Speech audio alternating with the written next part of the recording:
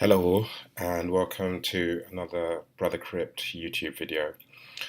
Today I'm going to be talking about the 100 Bitcoin that was hacked from Trevon James, and more importantly I'll be discussing ways that you can secure your Bitcoin securely so you reduce the possibilities of you being hacked in the future. But to start this video, let me just show you what I came across this morning, which has spurred me to watch this video. It's a video by Craig Grant. Got hacked through my phone. They got my Exodus private key through email. I don't know how it happened though. I don't know how they got my phone. All BTC is gone, all good though. Same feeling as when I lost the 3. Oh, and they got my YouTube too, so I can't log in there. Really, says Glenn. So, me, I was like, I couldn't. I was like, I don't know. It's a lot of. That's a lot. I don't know, man. It's hard for me to process that this happened to Mr. James, and I said that in a video last night when he had ample time to prepare for the impending, the impending attack on his funds. So, yeah. In my video last night, I'm in disbelief. I mean, it is true now. It's true, right? It's true, but it's just hard for me to accept the truth. So yes, as you can see, Craig Grant was the one that broke the story about Trevon James being hacked, and what it appears like is Trevon James is unable to also access his own YouTube video. What I wanted to discuss is, firstly, I really feel bad for Trevon James. However, based on his exposure, I really do think that he could have taken steps to sort of mitigate possibilities of him being risked. As you can see in this picture, at one point he had a balance of 128 Bitcoin, which was worth just under £1 million. Now, if we are careful, as somebody who creates YouTube videos, you need to be aware that if you share your successes with the whole world over YouTube, you are going to put a target on your back. So, in reference to Biggie's 10 crack commandments, rule number uno: never let anyone know how much dough you hold, because you know the cheddar breeds jealousy, especially if that man get your ass stuck up. So, based on the words of Biggie himself, you really shouldn't be out here telling everybody how much money you hold. And furthermore, you really shouldn't keep all of it in one place. As Craig pointed out, and as we saw before in the picture, Trevon James Bitcoin, 100 Bitcoin, was kept on an Exodus wallet. What is an Exodus wallet? An Exodus wallet is a software wallet which keeps the private keys in the software. So essentially, when you have Bitcoin, for you to be in control of your Bitcoin, you need to own your private keys. Some wallets, like Exodus, they hold your private keys, which they should be encrypted, and therefore you're able to have the Exodus wallet on a desktop PC. But it sounds as Trevon was saying to Craig, he had his Exodus wallet on his phone. Now, given stuff that I had heard from John McAfee, the security expert, he has warned the Bitcoin community that we should basically treat our phones as operatives.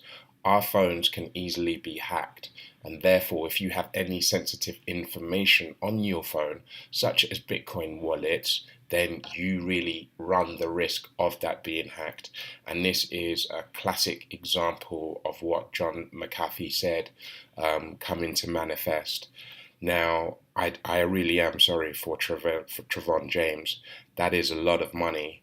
100 Bitcoin at today's price, we're probably talking anywhere between 820,000 to maybe $850,000. That's a lot of money to lose, which might have taken him a while to amass. Um, However, as I said, the purpose of this video is to educate my watchers, my subscribers, and basically anyone that's listening, ways that you can secure your Bitcoin. So the first rule is not to broadcast on YouTube how much Bitcoin you have, because you're going to create yourself a target. Secondly, um, I do not believe the Exodus wallet to be the most secure type of wallet you can get.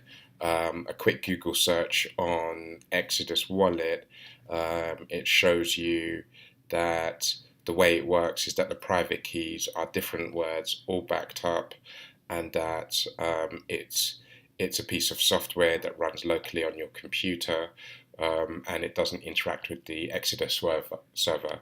So the second is you shouldn't really stash large amounts of Bitcoin on a software wallet. Software wallets are good, they're very convenient. So maybe, store a little bit, a little portion, a little percentage of what you own so you can make purchases, send payments. That's fine, but don't keep all of the entire amount of Bitcoin that you have on a software wallet, because your computer, your phone, they can easily be compromised. And once they're compromised, then your Bitcoin can be extracted. Okay. Furthermore, just a quick search on some of these websites, people are questioning how secure is the Exodus as a crypto wallet. And what has been recommended is it's not the best storage, especially for larger amounts and for long-term holdings, which I fully agree. Now, I would suggest to anybody who wants to store their Bitcoin securely for the long term and for large amounts is for you to have an offline hardware wallet, such as the Ledger Nano S. If you scroll over to the website, we can see secure and smart hardware wallet. Now, what you might be asking, so why is a hardware wallet such as the Nano Ledger S more secure than a software wallet? The answer is that if you have a software wallet attached to your computer or your phone, every time that is online, that is susceptible to being hacked. That is susceptible for it to be compromised by hackers, by software, by backdoor, by malware. There's so many ways that software, which is online in the internet, connected to thousands or hundreds of other computers, can easily be accessed by anybody that has the know-how. With a hardware wallet, essentially your private keys are kept on the hardware wallet device, and that is not always going to be connected to your computer. Therefore, it's not always going to be online. Therefore, you are much less likely to be hacked. Think of it this way: if you have an online wallet, the chances are you will be hacked. If you have an offline wallet, the chances are that it's going to be harder for people to get to your wallet. One analogy I might like to give is that if you have an online bank account, now if your bank account, if you're always online and you always have your online bank account open and you leave your computer in a public space, then basically anybody can just come along to your bank account and and move transactions or move funds around. Similarly, that's in my opinion how a Bitcoin online software wallet would work as well. However, if you don't do any online banking, and if you don't have an online bank account, and if you physically go to the bank for you to access your funds and then you show your ID, then you are sort of offline. Therefore, you only interact with the bank when you're physically there. You show your ID. You're not online, and therefore that is going to greatly diminish your possibilities of you being hacked. Moving on, there are different types of hardware wallet as well. This is the Trezor wallet as well. So, as it says, this is the original and most secure hardware wallet. This is my preference. This is what I currently use. And as you can see, what you do is you attach it to your computer. When you want to use it, you use a interface for you to act with your wallet. And then when you finish, you simply unplug it. And then it's not off, and then it's not online anymore.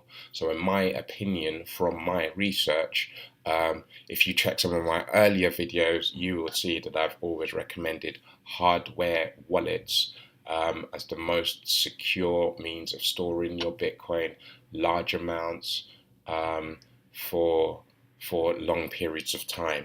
And this is something that Trevon James overlooked, in my opinion. Finally, just to wrap up, I came across this article which eloquently fits this video.